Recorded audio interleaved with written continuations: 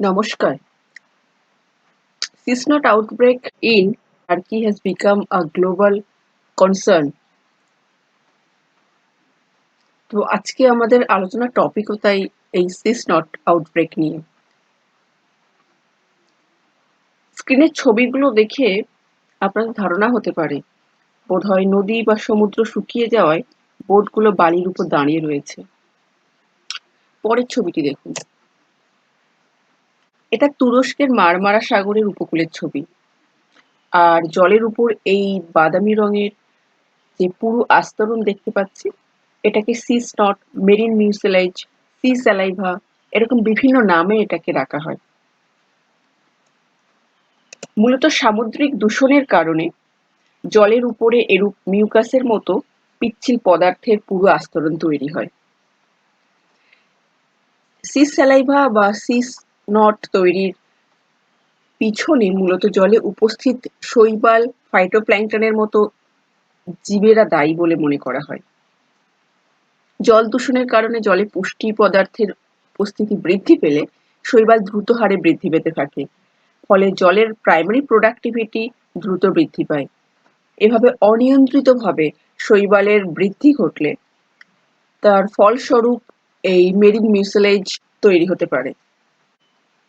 জীববৈচিত্র্যের নিরিখে যদি দেখা যায় এই মারমারা সি বেশ গুরুত্বপূর্ণ। এখানে প্রায় 230 প্রজাতির মাছ পাওয়া যায়। তার সাথে C snail, Corals, crabs, clams ইত্যাদি বিভিন্ন জীবের বাস এই সাগর। আর একদিনে মারমারা সাগরের এই অবস্থা হয়নি। বিগত প্রায় 6 মাস ধরে এই পুরু আস্তরণ ক্রমাগত পুঞ্জীভূত হচ্ছিল মারমারা সাগরের উপরে। মৎস্যজীবীরা মাছ ধরতে পারছিলেন না। তাদের জালে মিউকাসের মতো পদার্থে ভরে যাচ্ছিল। মাছ এবং অন্যান্য প্রাণী মারা যাওয়ার ঘটনা ক্রমাগত সামনে আসছিল। ভৌগোলিক অবস্থানের নিরিখে এই মারমারা সাগর বেশ তাৎপর্যপূর্ণ জায়গায় রয়েছে। এর একদিকে রয়েছে এশিয়া মহাদেশ এবং অন্যদিকে রয়েছে ইউরোপ মহাদেশ। মারমারা সাগর আসলে ভূমধ্যসাগরের প্রান্তবর্তী একটা সাগর। এটি হলো ভূমধ্যসাগর আর মারমারা সাগরের অবস্থান হলো এই জায়গায়।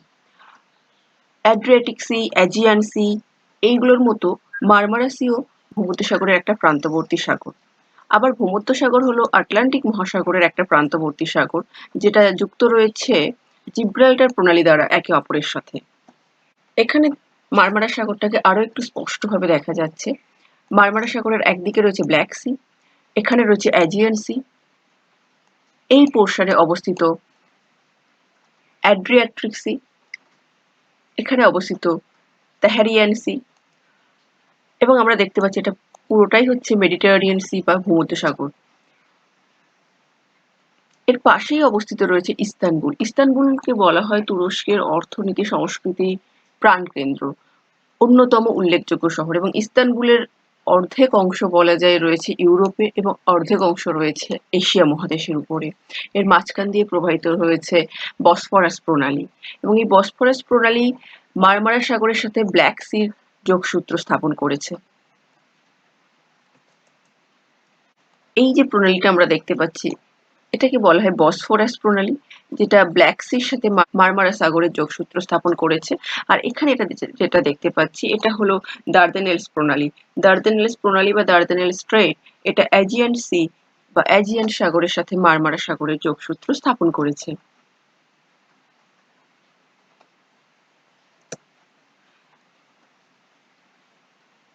এটা স্যাটেলাইট ইমেজ যেখানে দেখা যাচ্ছে যে সি অফ মারমারার উপরে কিভাবে মেরিন মিউসিলেজ বা সি স্নট ভাসছে। এই ইমেজটা হচ্ছে সাউথ অফ গেবজে। গেবজে হলো একটা শহর এই জায়গায় অবস্থিত মানচিত্রে এবং এর দক্ষিণ ভাগের যে সমুদ্র তার উপরে এরকম মেরিন মিউসিলেজের উপস্থিতি দেখা গেছে। তুরস্কে এর আগে মেরিন মিউসিলেজের প্রাদুর্ভাব ঘটে 2007-এ এই মারমারা সাগরেই। তবে সেই সময় এর বিস্তার বা এই দুর্যোগের তীব্রতা এত বেশি ছিল না। বর্তমান সময়ে যে হারে মেরিন মিউসিলেজের প্রাদুর্ভাব দেখা গেছে মার্মারা সাগরে। তাতে করে এটাকে সে দেশের অনেক পরিবেশবিদ one of the biggest environmental concern হিসেবে মনে করছেন এই ঘটনাকে। 2009 সালে রবার্টো দানাভারো এবং অন্যান্য গবেষকরা একটা গবেষণাপত্র প্রকাশ করেন, climate change and the potential spreading of marine mucilage and microbial pathogens in the Mediterranean sea, এই শিরোনামে, যেখানে তারা মূলত জলবায়ু পরিবর্তনের সাথে মেরিন মিউসিলেজের যে সম্পর্ক সেটা দেখান। মূলত অগভীরতার জন্য ভূমধ্যসাগরের অন্যতম প্রান্তবর্তী সমুদ্র অ্যাড্রিয়াটিক সি, এর উত্তরভাগে মেরিন মিউসিলেজের প্রাদুর্ভাব অধিক লক্ষ্য করা যায়। এখানে প্রথম সি স্নট বা মেরিন মিউসিলেজের উপস্থিতির রিপোর্ট হয় 1729 সালে। ভূমধ্যসাগরের জলে বিভিন্ন সময়ে বিক্ষিপ্তভাবে এরপর মেরিন মিউসিলেজের উপস্থিতি দেখা গেছে, কিন্তু বিগত শেষ 3 দশকে এর প্রাদুর্ভাবের সংখ্যা বা frequency of occurrence exponentially increase করেছে। এর জন্য বিজ্ঞানীরা প্রধানত জলবায়ু পরিবর্তন এবং সমুদ্র জলের উষ্ণতা বৃদ্ধিকে দায়ী করছেন। 1920-র আগে শুধুমাত্র অ্যাড্রিয়াটিক সাগরে এইরকম সি স্নট সীমাবদ্ধ ছিল, কিন্তু 1980-র পর থেকে অ্যাজিয়ান সাগর, northern, southern and central Tyrrhenian sea, Marmara sea, এই সমস্ত প্রান্তবর্তী সমুদ্রেও মেরিন মিউসিলেজের মতো ঘটনা ঘন ঘন পরিলক্ষিত হতে থাকে। এখানে যে ফিগারটা দেয়া রয়েছে, এখানে আমরা যদি দেখি 1980-র পরে থেকে আর কি এই occurrence of marine mucilage has increased significantly. এবং আমরা যদি দেখি মানচিত্রের মধ্যে এই সমুদ্রগুলোর অবস্থান, তাহলে নর্দার্ন অ্যাড্রিয়াটিক সি বা অ্যাড্রিয়াটিক সি তার অবস্থানটা এই জায়গাতে। এর বাইরে গিয়ে বর্তমান সময়ে যে জায়গাগুলোতে নতুন করে সি মিউসিলেজের প্রাদুর্ভাব ঘটছে তার মধ্যে রয়েছে মারমারা সি, এখানে অবস্থিত অ্যাজিয়ান সি, এই রয়েছে তেহরিয়ান সি। তো এরকম অন্যান্য জায়গায় ভূমধ্যসাগরের অন্যান্য প্রান্তবর্তী সমুদ্রেও সি মিউসিলেজের ঘটনা ঘটতে দেখা যাচ্ছে এবং এটা one of the biggest environmental concern হিসেবে মনে করা হচ্ছে। আগেই বলেছি যে মেরিন মিউসিলেজের জন্য শৈবালের অধিক উপস্থিতি বা জলের ইউট্রফিক কন্ডিশন মূলত দায়ী, কিন্তু দেখা যাচ্ছে যে অ্যাড্রিয়াটিক সাগরের বাইরে যে সমস্ত অন্যান্য সমুদ্রে এই মেরিন মিউসিলেজের প্রাদুর্ভাব ঘটছে তার সাথে এই জলের ইউট্রফিক কন্ডিশনের কোনো রকম সম্পর্ক নেই। যেমন মারমারা সি, অ্যাজিয়ান সি, এইগুলোতে জলের অলিগোট্রপিক কন্ডিশনে মেরিন মিউসিলেজের প্রাদুর্ভাব ঘটছে। প্রসঙ্গত ইউট্রফিক কন্ডিশন বা ইউট্রফিকেশন অফ ওয়াটার বলতে বোঝায় জলে পুষ্টি অন্যান্য খনিজ পদার্থের উপস্থিতি বৃদ্ধি পেলে, মূলত পুষ্টি পদার্থের মধ্যে নাইট্রোজেন বা ফসফরাসের মতো পদার্থের উপস্থিতি বৃদ্ধি পেলে জলের যে প্রাইমারি প্রোডাক্টিভিটি সেটা বেড়ে যায়, ফলে জলে উপস্থিত ফাইটোপ্ল্যাঙ্কটনস, শৈবাল এগুলো খুব দ্রুত বৃদ্ধি পেতে থাকে। এই ঘটনাকে বলা হয় অ্যালগি ব্লুম এবং যখন এই অ্যালগিগুলিও মারা যায় তখন তাদের যে জীবজ দেহাবশেষ সেগুলো বিভিন্ন স্যাপ্রোট্রফিক মাইক্রোবস বা ডিকম্পোজার এদের দ্বারা বিয়োজিত হয়, ফলে এই সমস্ত মাইক্রোবসদেরও খুব দ্রুত বৃদ্ধি ঘটতে থাকে, ফলে জলে দ্রবীভূত অক্সিজেনের পরিমাণ হ্রাস পায়। এরকম সিচুয়েশনে জলের যে সামগ্রিক গুণগত মান খুব হ্রাস পায় এবং জলজ প্রাণীরা অক্সিজেনের অভাবে মারা যেতে থাকে। তো এই অক্সিজেনের পরিমাণ হ্রাস পাওয়ার ঘটনাকে এটাকে বিওডি বা বায়োলজিক্যাল অক্সিজেন ডিমান্ড বলা হয়ে থাকে। অ্যাকচুয়ালি বিওডি বলতে মূলত প্রতি লিটার দূষিত জলে জৈব পদার্থকে বিয়োজিত করার জন্য কতটা পরিমাণ অক্সিজেনের প্রয়োজন হচ্ছে সেটাকে বোঝায়। তো ইউট্রোফিকেশন হওয়ার অর্থ হচ্ছে বিওডির পরিমাণও বাড়বে।